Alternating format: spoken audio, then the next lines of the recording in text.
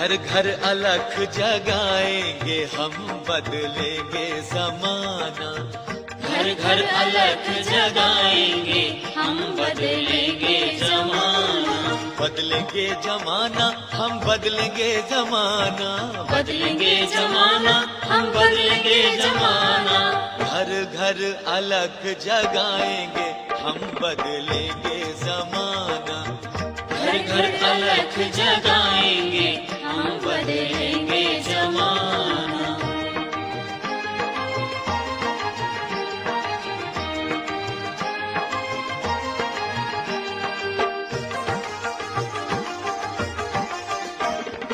निश्चय हमारा ध्रुव सा अटल है, निश्चय हमारा ध्रुव सा अटल है। काया की रग रग में निष्ठा का बल है, काया की रग रग में निष्ठा का बल है। जागृति जागृति शंख बजाएंगे हम, बदलेंगे जमाना। जागृति शंख बजाएंगे हम, बदलेंगे जमाना।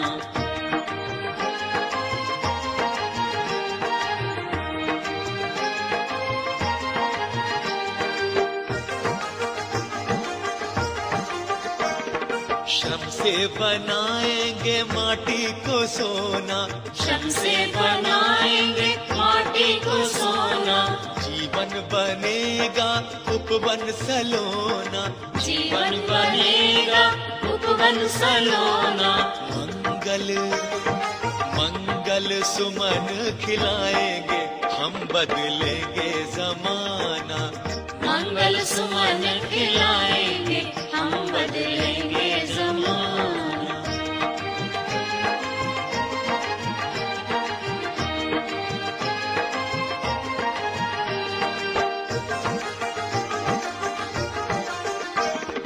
पीड़ा पतन की तोड़ेंगे कारा, पीड़ा पतन की तोड़ेंगे कारा। ममता की निर्मल बहाएंगे धारा। ममता की निर्मल बहाएंगे धारा। समता का दीप जलाएंगे हम, बदलेंगे जमाना। समता का दीप जलाएंगे हम, बदलेंगे जमाना।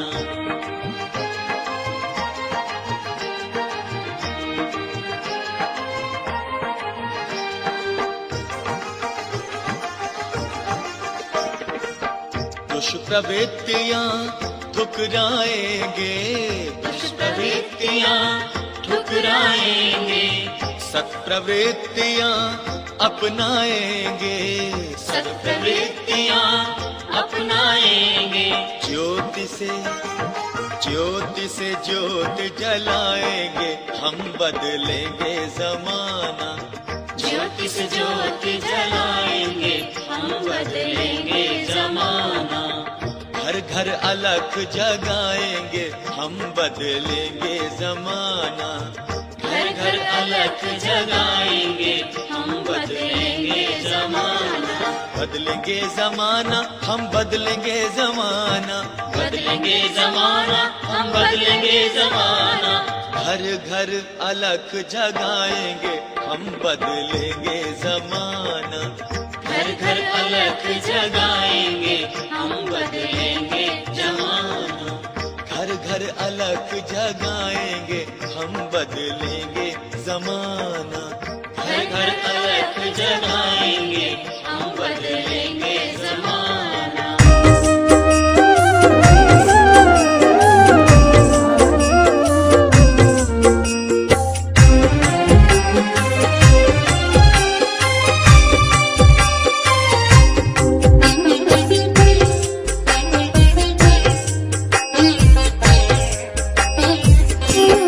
गुरु की छाया में शरण जो पा गया, उसके जीवन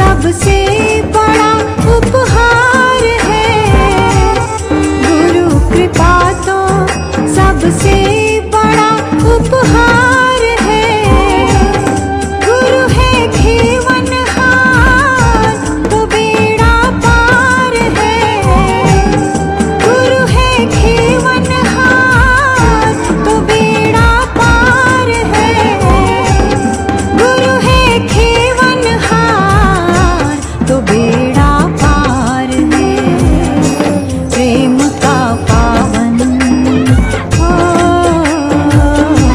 प्रेम का पावन उजाला छा गया, उसके जीवन में सुमंगल आ गया, उसके जीवन में सुमंगल आ गया। गुरु की छाया में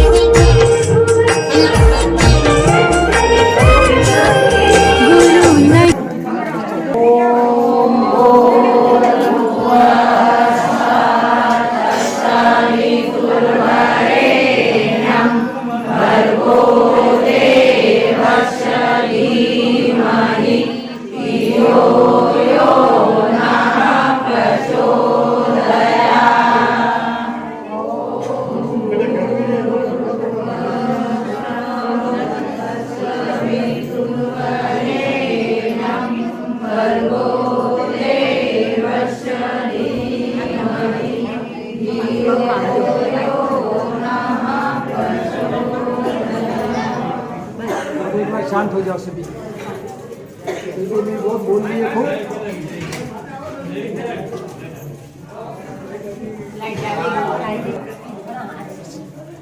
हर आन हंसी हर बान हंसी, हर वक्त फकीरी है बाबा। हर घड़ी में जैसे परमात्मा रखे, क्या करना चाहिए हमको? खुश रहना चाहिए। परम कहते हिमालय पधारे।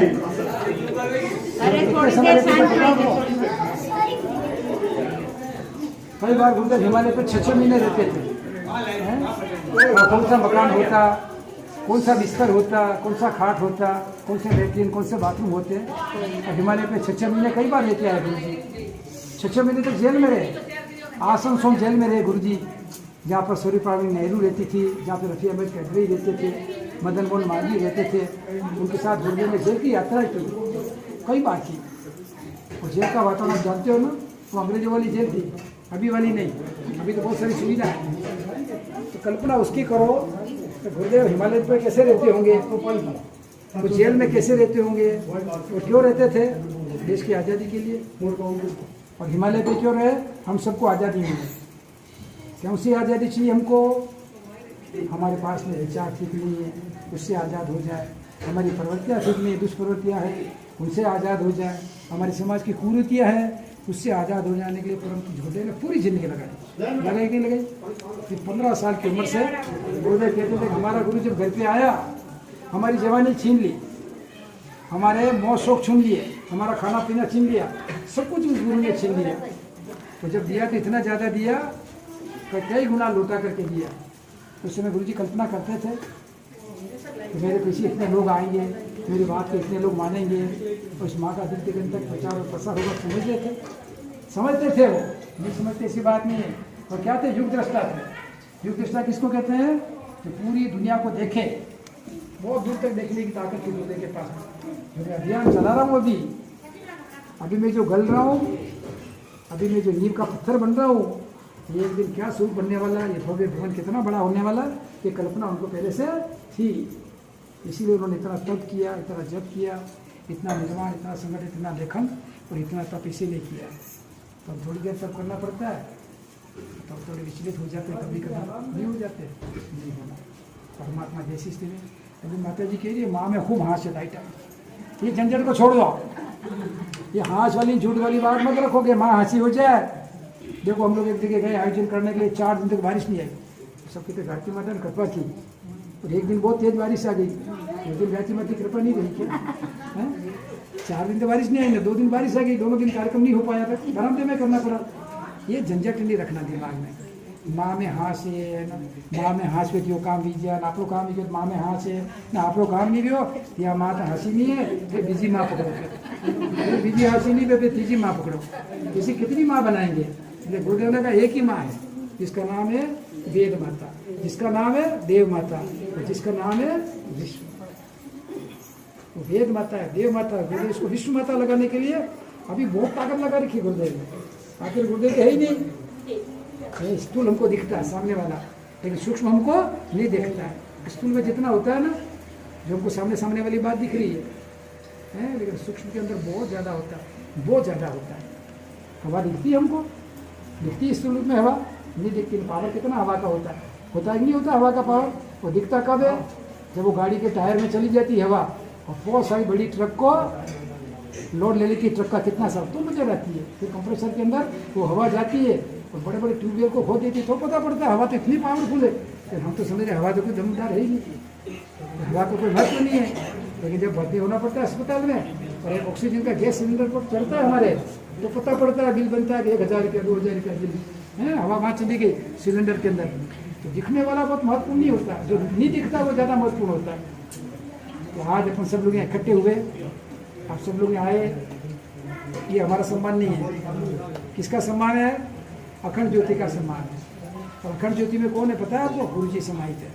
शरीर छोड़ते समय 2 जून 1990 को कहा हो रहा है, और ये प्रकाश दिग दिगंत तक फैलेगा। हो रहा है कि नहीं हो रहा है? अखंड ज्योति वहाँ की शांति कुंज की आपने कभी कल्पना की थी? यहाँ आएगी? कल्पना की किसी ने? है? देखो दीपक तो वहाँ का है, ज्योति वहाँ की है, शांति कुंज की। और शांति कुंज में कहाँ से आई?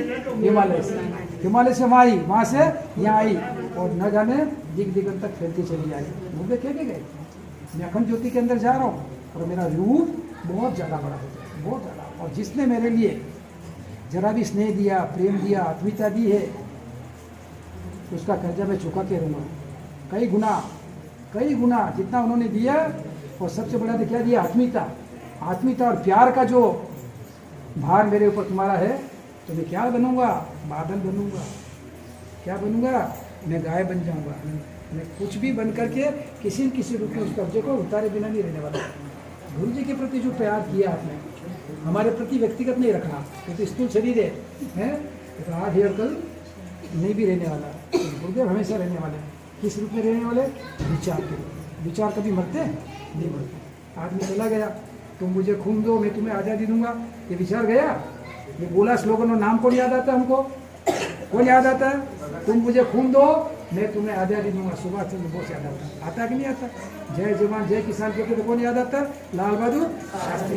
नहीं आता हमको? है आज़ादी मेरा जन्म सिद्ध अधिकार है। एक बात बोल के चला गया। कौन गया? बाल गंगाधर तिलक। तो बात कभी खत्म होती है? विचार कभी खत्म नहीं होता। गीता में किसी जमाने में कृष्ण भगवान ने विचार प्रकट किए थे कुरुक्षेत्र के मैदान में। वो आज वैज्ञानिक लगे हुए हैं, उन सब विचारों को पकड़ने के लिए यंत्र लगे हुए हैं। और वो दिन दूर नहीं है कि गीता जो कृष्ण की बोली गई कुरुक्षेत्र में, वो हम लोग अपन यहाँ पे सुन सकेंगे। वो टाइम आने वाला, वो चल ताकत लगी हुई है। विचार कभी खत्म नहीं हुई है। गाली दें किसी को, खत्म होती है गाली? हमारे मुँह से खत्म हो जाती, लेकिन जिसने सुना उसके अंदर तो यकीन नहीं रहती। आपने मेरे को ऐसा गलत बोला तो भी खत्म होती है वो गाली। इसलिए अच्छे विचार दिख के अंदर फैलाएंगे। गुरुदेव का ये स्वरूप है। गुरुदेव ने कहा मेरा स्वरूप मेरे साहित्य में छुपा है। खुद चित्रकार बनकर मैंने उसे लिखा। मैं कहा हूँ मेरे साहित्य के अंदर हूँ। और फिर क्या गए? ये नहीं तलवार अपने हाथ में तो क्या हुआ, हम कलम से ही करेंगे सिर फिरों के सिर कलम। जिनके सिर फिरे हुए हैं, जो भ्रमित हैं, जो सही मार्ग में नहीं जा रहे हैं, हम ऐसे विचार लिख के जा रहे हैं जो विचार पढ़ लेंगे उनकी ज़िंदगी बदल जाएगी। हम आपके वहाँ विचार भेजने वाले हैं।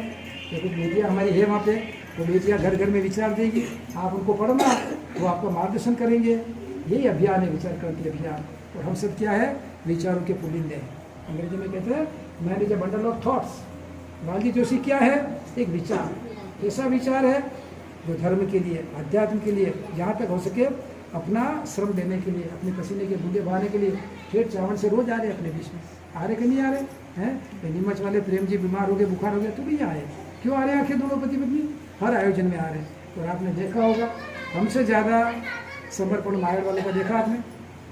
मायर वाले 2-3 भाई मायर हमारे यहाँ के लोग आते, वो बाण जी, वो नंग जी, वो लोग हमसे पहले आकर के आगे बैठ जाते हैं। और आज देखो 100 लोग शक्तिपीठ में गए, खेत मायर से जाकर के वहाँ गए। इससे पहले नीमच वाले 100 लोग गए। और अगला टर्न आपका है। और ये जाँच है कि आपके घर में तो यज्ञोपवीत है, सबके घर में है कि नहीं है?